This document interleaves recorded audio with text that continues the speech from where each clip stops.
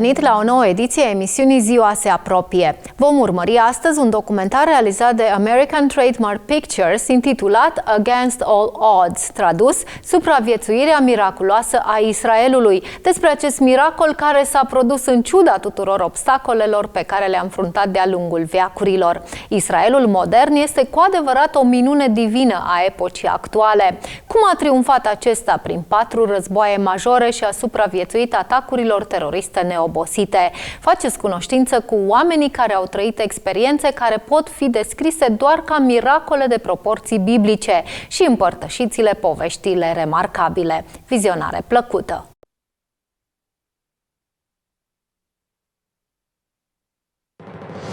In the year 70 AD, Roman legions sacked and burned Jerusalem. Israel would remain a nation in exile for nearly 2,000 years.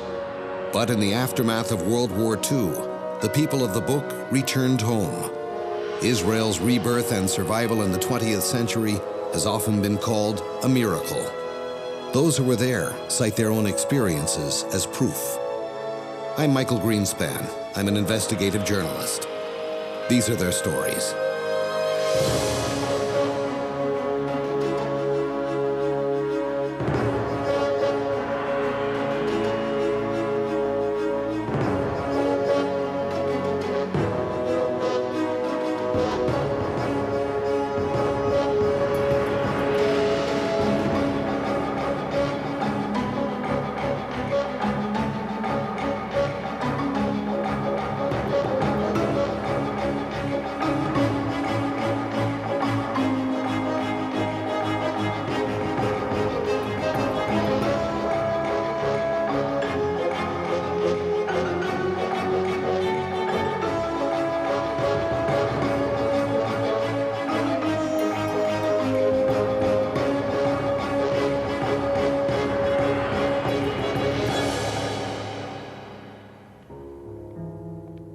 My network has given me a simple assignment.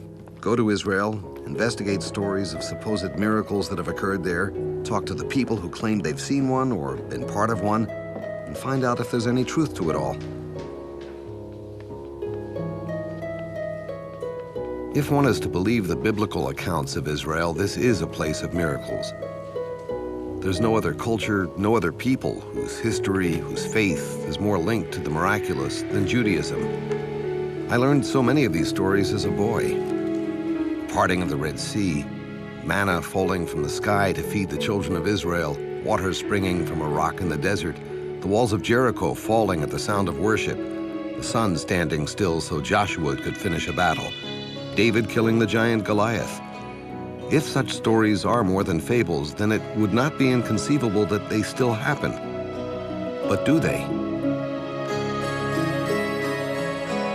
The stories I'm investigating today sound like pages from the Bible, but if you believe the people I'm meeting, they happened, not thousands of years ago, but in 20th century Israel.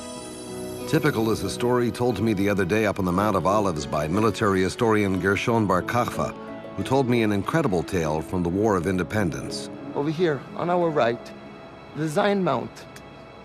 The Jewish state was established on Friday.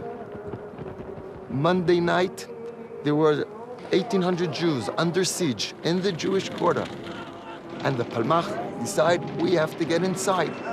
And on Monday night, they conquer the Zion Mount. In the morning, 5 soldiers of us were in front of the Zion Mountain, and thousands of Arabs started a counterattack to the Zion Mountain. חבר'ה, יש לנו אורחים!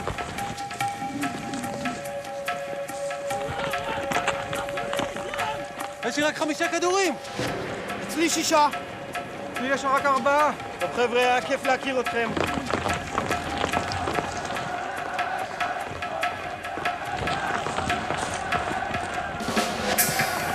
אולי אין לנו שום סיכוי, אבל אנחנו יכולים להילחם כמו גדולים.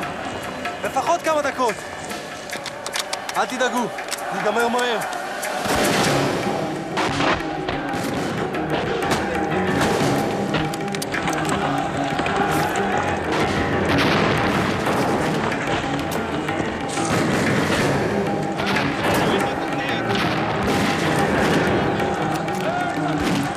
this guy named Shimon Mordechai Rapoport says that they shot the last bullet. חבר'ה, נשאר לי רק כדור אחד אחרון. אוי, זה הסוף. And they were sure that's the end. They're going to be slaughtered. זהו, זה נגמר, חבר'ה. זה נגמר. עשינו מה שיכולנו.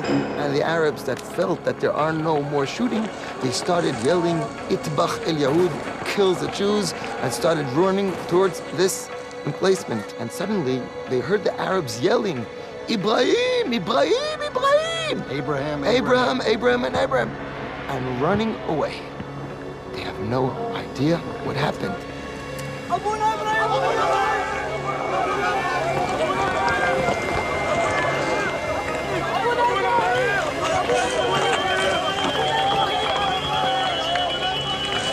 חבר'ה, הם בורחים!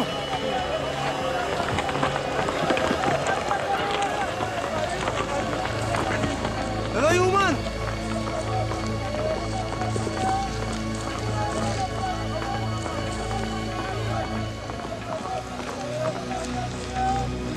זה לא יאומן. עשינו את זה.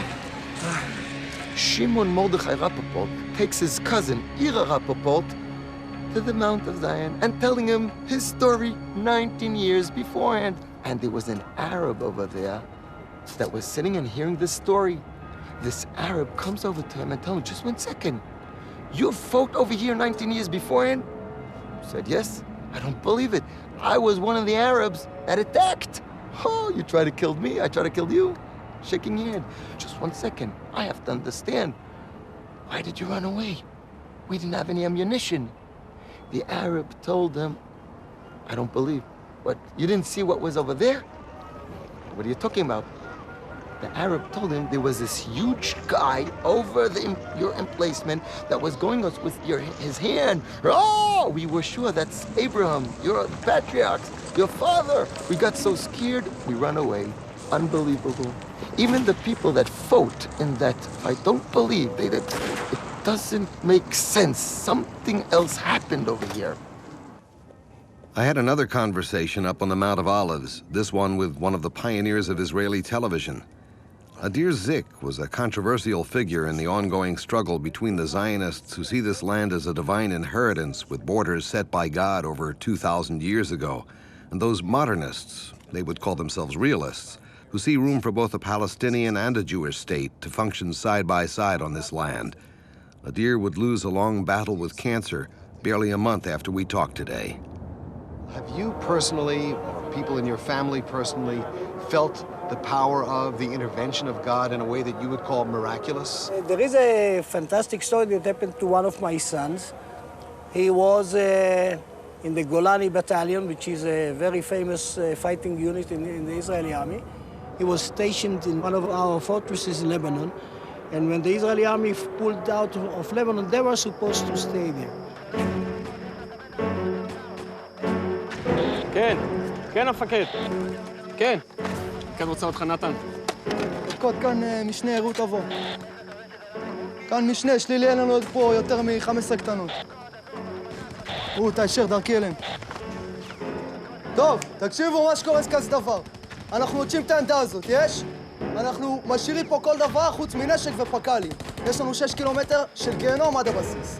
תסתכלו סביב, כנראה שאם אנחנו לא רוצים שהערבים יתגנו אותנו, אנחנו צריכים לעשות את זה ולעשות את זה מהר.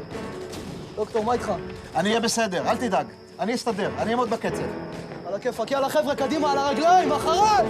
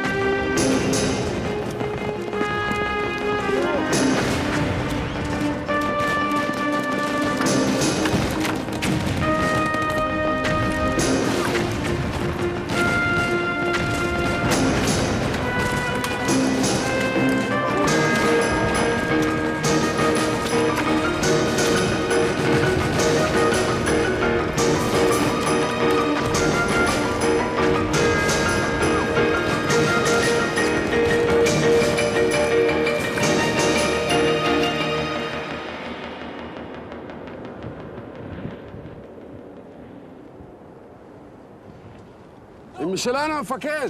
אתה בטוח? כן, אני מזהה את זיק בראש התור. תפתחו את השער, תכניסו אותה, תביאו מים! קדימה, קדימה, קדימה! הלאה, יופי, יופי. טוב. כל הכבוד לכם.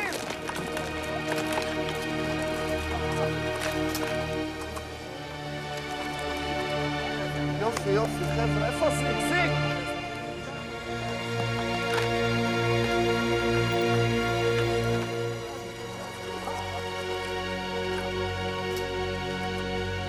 No one was hurt. Nobody sprayed their ankle. Nobody didn't even get a sharpener or anything like this.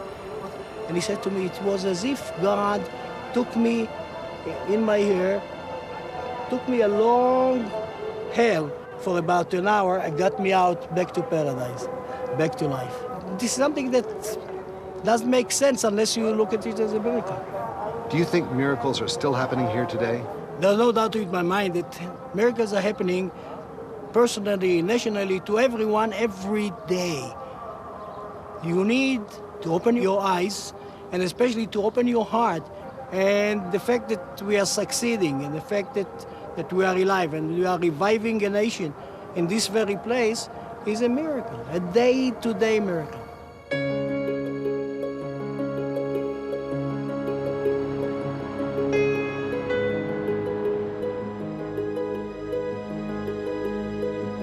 This is Galilee.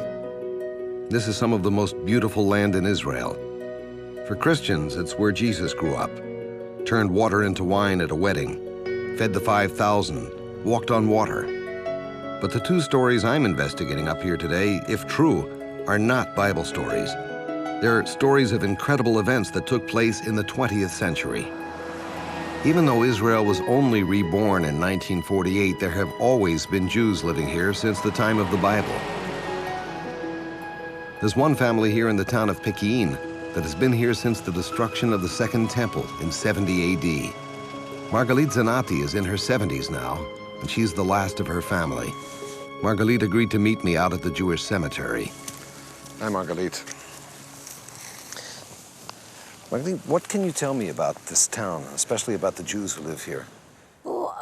This village has been Jewish since from the destruction of the Second Temple. After the destruction of the temple, Jews came here from all the area. We were one of the families that came to this area of the graves of holy men. On the way up here, we saw signs pointing to the graves of famous rabbis, what they call tzaddikim. These tzaddikim, these holy men, I understand that they also helped save the Jews of Pekin back in 1928. Maybe you can tell me about that. It was late one night. Everyone in the village was sleeping, except for our rabbi. What he did not know was that some Arabs from a nearby village had decided to come that night while we were sleeping and kill the men, take the women, burn our houses, and take everything we had. This he found out much later. The terrorists approached our village from the thick forest on the east, so we would not see them till they were right on us. But as they stepped into the clearing, they suddenly saw several tall, robed figures. The Arabs figured we had put guards down there, so they decided to get to the village another way.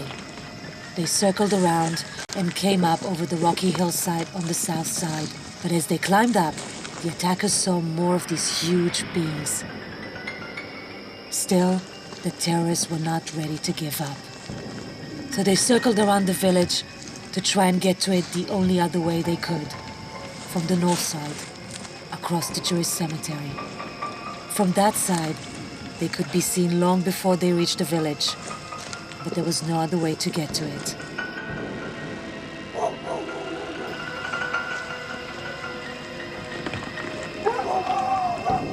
As the terrorists started running towards the village, a column of these robed men suddenly appeared.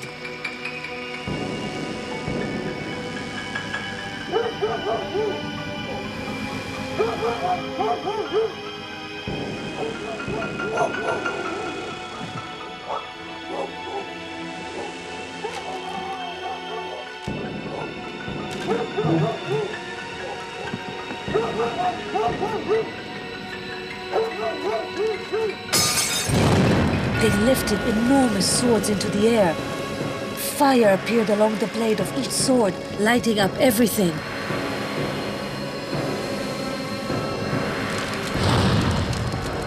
The Arabs were so frightened. They threw down their weapons and ran off into the forest.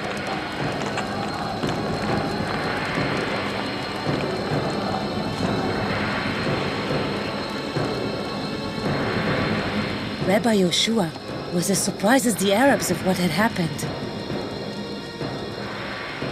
The Arabs never came back to harm the Jews of Pekin. When you tell me the story, it sounds like what we call in English a fairy tale sometimes. You know, the kind of story you don't know whether to believe or not to believe. Do you believe it? It is not a legend. It is true. My grandfather told my father, and he told me. It is a miracle from heaven.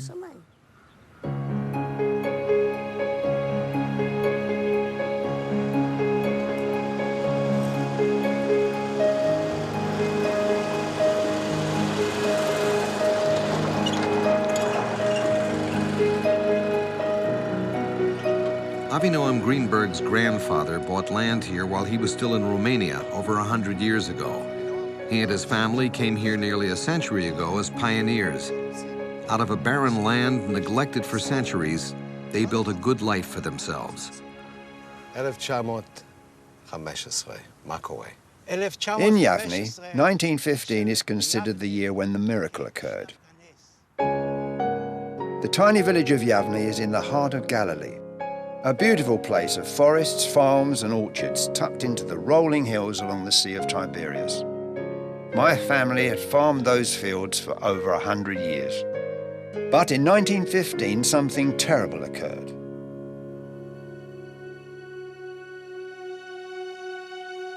A swarm of deadly locusts like nothing anyone had ever seen before suddenly appeared, blocking the sun and swarming down on the lush green fields of Yavne. There were so many they blocked the sun and it became like night in the middle of the day. There was nothing we could do about it. My father and the other families of the village hurried to the fields with anything they could find to try and scare the locusts away. School was dismissed so the children could help. They brought large lids from trash cans to bang together and make a noise. Others brought brooms and sticks from home to try and get the locusts to leave the fields of Yavne, but it didn't help. All day long, the locusts ate the fruit of the fields. Then the leaves, then the plants, then the stems. Our beautiful fields would be completely destroyed if the locusts didn't leave. It was like one of the plagues in the Bible. As nightfall came, everyone went back to their homes. There was nothing more that could be done until the morning, and the villagers would try again to fight the dreaded locusts. During the night, many in the village prayed for a miracle from God to save Yavne from the locusts. The next morning, one of the villagers looked out of his window towards the fields and saw a strange sight. He rubbed his eyes and looked again. The fields were covered in a white blanket that looked like snow. The farmer ran outside and sounded the alarm. Everyone ran to the fields with the farmer to see what was happening. The fields were covered in white stalks. There were thousands of them eating the locusts.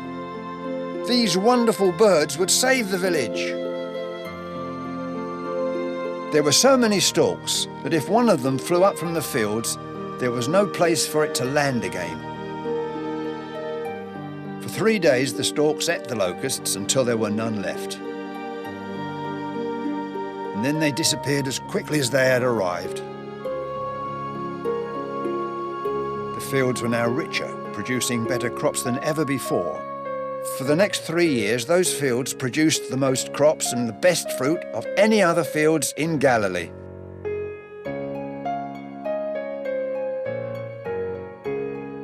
This was not the time when stalks come to Galilee, and there had never been so many. But they were here, and they saved the village. It was a real miracle. Since then, we call it the miracle of the stalks.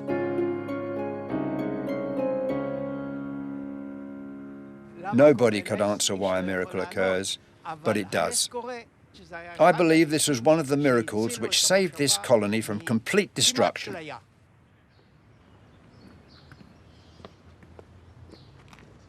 Rabbi Israel Lau is one of the most inspiring people you'll ever meet. He's the former chief rabbi of Israel, one of the highest honors this country can bestow. Rabbi, is what I see here just the result of amazing human courage, foresight, and wisdom? Or is it the work of God? Is it a miracle? Miracle starts with the very existence and survival of the Jewish people so long, and in spite of all the battles, all the sufferings, including Holocaust. I think it's a combination of both. If they wouldn't be dreamers, they wouldn't be fighters. Maybe that explains how the Jewish people survived throughout all the thousands of years, but how about the modern state of Israel? Is that also just a matter of deciding that we want to preserve these ideals and beliefs, or is it just courage? Maybe it's just going into battle knowing how to fight better than the enemy knows. That's not a miracle. In the city of Tzfat, 1948, they were surrounded with very many Arab soldiers from Syria and Iraq.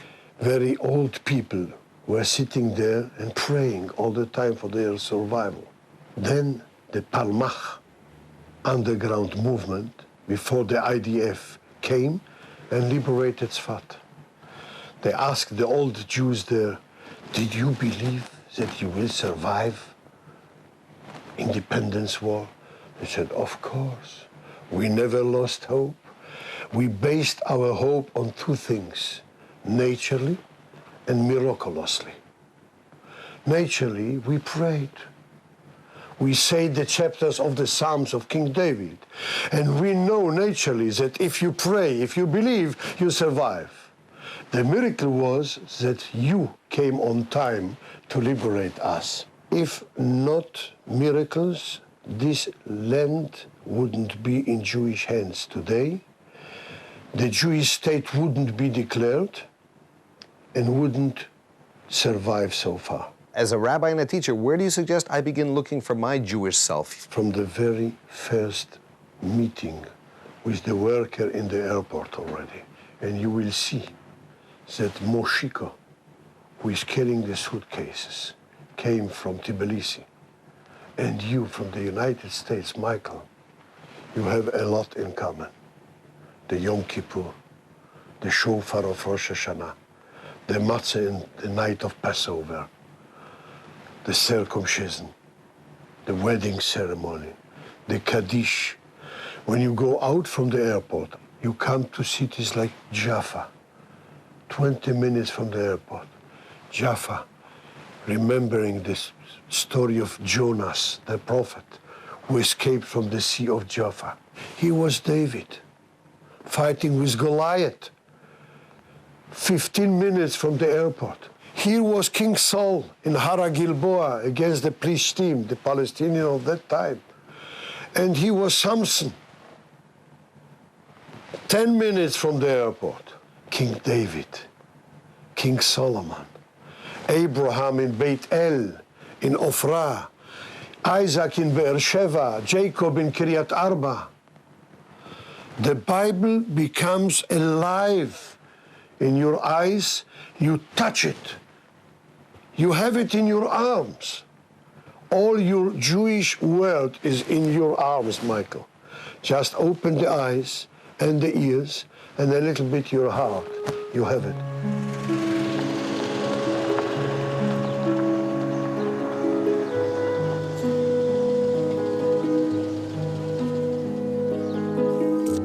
Visions of Abraham in the sky, angels with flaming swords defending a village by night, thousands of storks saving a village from a plague of locusts, a company of soldiers passing right in front of enemy gunfire and not one being shot.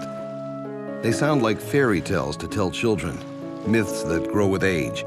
Yet those who told me these stories say that they are true, and the facts that surround them can be verified. Perhaps just as convincing that they could be true is the fact that these people's lives were dramatically changed by what they experienced, whatever it was. But were they miracles? I don't know. Gershon Bar Kochba perhaps said it best when he said that when God works miracles, sometimes you see it and sometimes you don't. The important thing is to keep looking.